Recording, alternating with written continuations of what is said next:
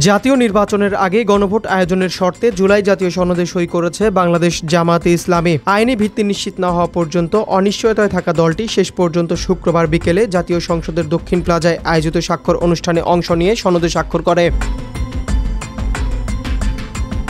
বাংলাদেশ জামায়াতে ইসলামী জানিয়েছে, জাতীয় নির্বাচনের আগে গণভোট আয়োজন করে সনদের আইনি ভিত্তি দেওয়ার শর্ত দিয়েই তারা সনদে সই করেছে। দলটির সহকারী সেক্রেটারি জেনারেল অ্যাডভোকেট এহসানুল মাহবুব জুবায়ের বলেন, এই ব্যাপারে আমাদের দাবি হলো জুলাই জাতীয় সনদকে আইনি ভিত্তি দিতে গণভোটের আয়োজন করা। আমরা এই শর্তে স্বাক্ষর দিয়েছি যে গণভোটের আয়োজন করে আইনি ভিত্তি দিয়ে নির্বাচন করতে হবে। আমরা বলেছি নভেম্বরেই গণভোট করতে হবে। এই শর্তেই স্বাক্ষর করেছে জামায়াত।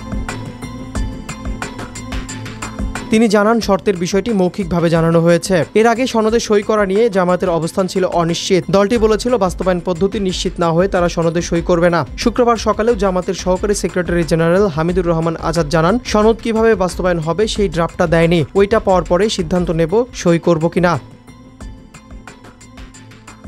শেষ পর্যন্ত জামায়াত সনদ স্বাক্ষর অনুষ্ঠানে অংশ নেয় ও স্বাক্ষর করে। ওই অনুষ্ঠানে জামায়াতের পক্ষে হামিদুর রহমান আজাদ ও এহসানুল মাহবুব জুবায়ের সহ দলের কয়েকজন শীর্ষ নেতা উপস্থিত ছিলেন। শনিবার এহসানুল মাহবুব জুবায়ের আরও বলেন, এখন এটা একটা দলিল হলো মাত্র।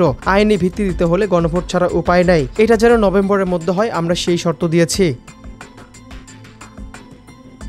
তিনি আরও বলেন, সরকার শর্ত না মানলে দাবি আদায় করেই আমরা নির্বাচনে যাব ইনশাল্লাহ। জামায়াতের সঙ্গে যুগপৎ আন্দোলনে থাকা আরও 6টি দল ইসলামী আন্দোলন বাংলাদেশ, বাংলাদেশ খেলাফত মজলিস, বাংলাদেশ খেলাফত আন্দোলন, নিজামী পার্টি এবং রাশেদ প্রধানের নেতৃত্বাধীন জাতীয় গণতান্ত্রিক পার্টি নির্বাচনের আগে গণভোট আয়োজনের একই দাবি জানিয়ে আসছে।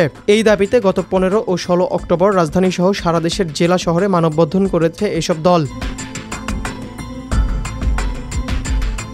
বাংলাদেশ খেলাফত মজলিসের সিনিয়র নায়েবে আমির ইউসুফ আশরাফ বলেন, জুলাই সনদ বাস্তবায়নের আদেশ জারি করে নভেম্বরের মধ্যে গণভোট আয়োজন করতে হবে। চরমোনাই পীরের নেতৃত্বাধীন ইসলামী আন্দোলন বাংলাদেশও শুক্রবার সনদে সই করেছে। দলটির মহাসচিব মাওলানা ইউনুস আহমেদ বলেন, গতকালের অনুষ্ঠানে যোগ দেওয়ার মধ্য দিয়ে তারা সনদ স্বাক্ষরের বিষয়টি শেষ করতে চেয়েছেন। তবে দাবি আদায় না হওয়া পর্যন্ত তারাও আন্দোলন চালিয়ে যাবেন। অন্যদিকে জাতীয় নাগরিক পার্টি সনদ স্বাক্ষর অনুষ্ঠানে যায়নি। দলটি বলেছে, আইনি ভিত্তির নিশ্চয়তা না থাকায় তারা সনদে সই করেনি। এনসিপির মতে, জুলাই সনদ কার্যকর করতে হলে প্রধান উপদেষ্টাকে একটি বিশেষ সংবিধান আদেশ জারি করতে হবে, যার ভিত্তিতে গণভোট হবে এবং পরবর্তী সংসদ দ্বৈত ভূমিকা পালন করবে।